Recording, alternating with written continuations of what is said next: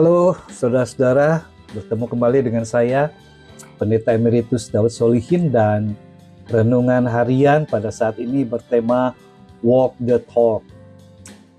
Bapak Ibu Saudara, dampak dari kehidupan yang modern adalah satu fenomena di mana ada ungkapan, hidup ini hanya sekali saja, dan karena itu marilah kita hidup untuk kita sendiri, untuk kepentingan, keuntungan, keberhasilan, kesuksesan diri sendiri. Jadi pada saat yang bersamaan, kita mengabaikan sesama kita. Mengabaikan kepentingan orang lain, mengabaikan kebutuhan orang lain. Gereja tidak bisa ada di situ. Kadang kita menjadi orang yang lupa daratan. Lupa kacang pada kulitnya. Di mana keberhasilan kita saat ini juga didukung oleh orang-orang dan relasi-relasi yang pernah kita bangun bersama-sama. Dalam peribadahan kekristenan, ada juga kebaktian-kebaktian yang lebih memakai pendekatan relasi individualis. Maksudnya adalah bahwa ibadah itu hanya membangun relasi intim umat sebagai individu dengan Tuhan. Walaupun umat tentu datang secara berkelompok, tetapi narasi lagu-lagu pujian yang dikumandangkan berisikan syair-syair yang mengutamakan kesalehan pribadi. Tentunya dalam ibadah kita tidak hanya membangun relasi keintiman personal dengan Allah secara vertikal, tetapi juga mengaplikasikannya, melakukannya di dalam membangun relasi keintiman dengan komunal berjemaat. Dalam Injil Lukas pasal 10 ayat 25 sampai ayat yang ke-28, Tuhan Yesus mendapatkan perjumpaan dengan seorang ahli Taurat yang datang untuk mencobai dia. Katanya, "Guru, apa yang harus kuperbuat untuk memperoleh hidup yang kekal?" Jawab Yesus kepadanya, "Apa yang tertulis dalam hukum Taurat? Apa yang kau baca di dalamnya?" Jawab orang itu, "Kasihilah Tuhan Allahmu dengan segenap hatimu, dan dengan segenap jiwamu, dan dengan segenap kekuatanmu, dan dengan segenap akal budimu. Dan kasihilah sesamamu manusia seperti dirimu sendiri." Kata Yesus kepadanya, "Jawabmu itu benar, perbuatlah demikian, maka engkau akan hidup." Yesus menekankan perlunya hukum terutama, yaitu hukum kasih, itu dilakukan. Kasih saya kepada Tuhan perlu juga diterapkan dalam saya mengasihi diri saya dan saya mengasihi sesama saya.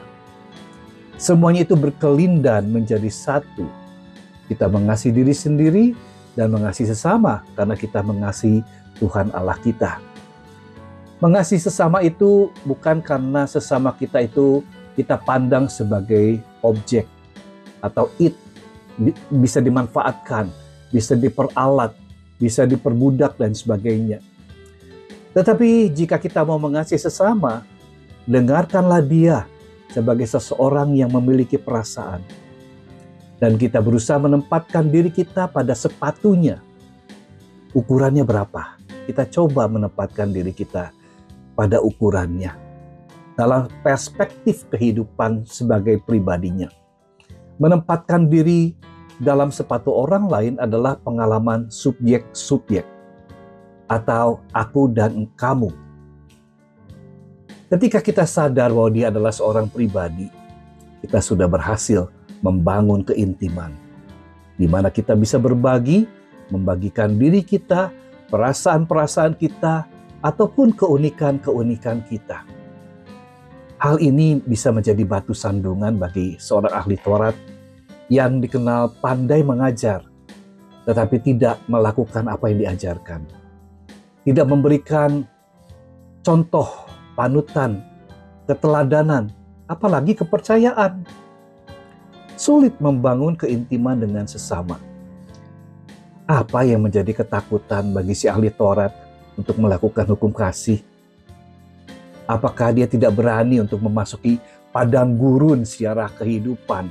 Tidak siap untuk diubahkan dari kelaparan dan kehausan ke dalam mengalami sulitnya melakukan hukum kasih dan mengalami anugerah Allah yang melegakan hidupnya. Kita perlu juga ingat bahwa banyak hal yang kita bisa pelajari dengan cara kita mengerjakan sesuatu. Kita mau belajar kasih, lakukan kasih. Dan dalam mengajarkan kasih dan melakukan kasih, kita juga belajar bagaimana kasih itu. Orang belajar berdoa, ya mesti juga dengan berdoa. Belajar melayani, mulailah juga dengan melayani. Belajar mencintai sesama, cintailah. Semuanya ini akan meminta kedalaman spiritualitas kita, spiritualitas perjumpaan antara kita dengan kasih sejatinya Allah. Tuhan memberkati. Amin.